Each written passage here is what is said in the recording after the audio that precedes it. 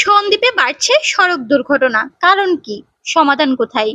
সাম্প্রতিক সময়ে চট্টগ্রামের দ্বীপ উপজেলার সন্দ্বীপে সড়ক দুর্ঘটনার সংখ্যা উদ্বেগজনকভাবে বেড়ে গেছে। প্রায় প্রতিদিনই কোথাও না কোথাও দুর্ঘটনার খবর পাওয়া যাচ্ছে। এসব ঘটনায় অনেকেই আহত হচ্ছেন, এমনকি প্রাণহানির ঘটনাও ঘটছে। ফলে দ্বীপবাসীর মধ্যে বাড়ছে আতঙ্ক ও উদ্বেগ। স্থানীয়দের মতে সন্দ্বীপের দুর্ঘটনা বাড়ার পেছনে রয়েছে বেশ কয়েকটি গুরুত্বপূর্ণ কারণ। সবচেয়ে বড় কারণ হলো সরু রাস্তা। সন্দ্বীপের অধিকাংশ সড়ক বহু বছর আগে নির্মিত।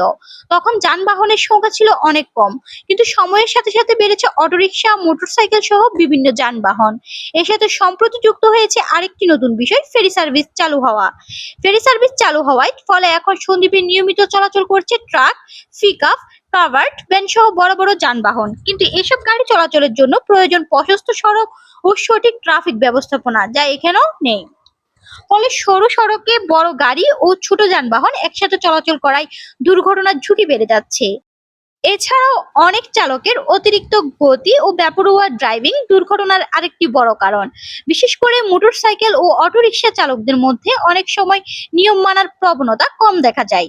অন্যদিকে সন্দ্বীপের অনেক গুরুত্বপূর্ণ মোড়গুলোতে নেই ট্রাফিক সাইনবোর্ড, স্পিড ব্রেকার কিংবা ট্রাফিক নিয়ন্ত্রণ ব্যবস্থা। ফলে চালকরা অনেক সময় সতর্ক না হয়ে গাড়ি চালান। বিশেষজ্ঞদের মতে এখনই কার্যকর উদ্যোগ না নিলে ভবিষ্যতে দুর্ঘটনার ঝুঁকি আরো বাড়তে পারে। দুর্ঘটনা কমাতে সবচেয়ে আগে প্রয়োজন সড়ক প্রশস্ত করা ও সংস্কার করা।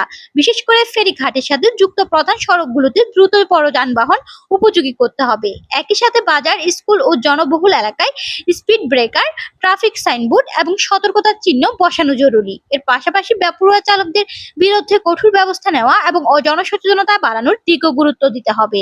সচেতন মহলের মতে প্রশাসন, চালক এবং সাধারণ মানুষ সবাই একসাথে সচেতন হলে সন্দ্বীপে সড়ক দুর্ঘটনা অনেকটাই কমানো সম্ভব। নিরাপদ সড়ক নিশ্চিত করা এখন সময়ের দাবি।